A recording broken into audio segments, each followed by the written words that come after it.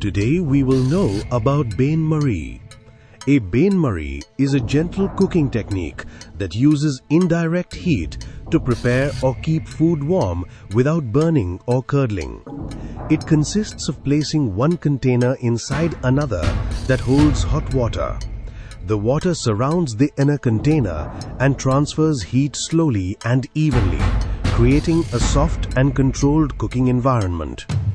This method is perfect for delicate dishes such as custards, cheesecakes, sauces and melted chocolate, where direct heat could ruin the texture or flavor. In professional kitchens, chefs often use a bain-marie to maintain the temperature of soups and sauces during service. It is also common in home cooking when precision and smoothness are needed. The key advantage of a bain-marie is its ability to protect food from overheating while ensuring consistent results.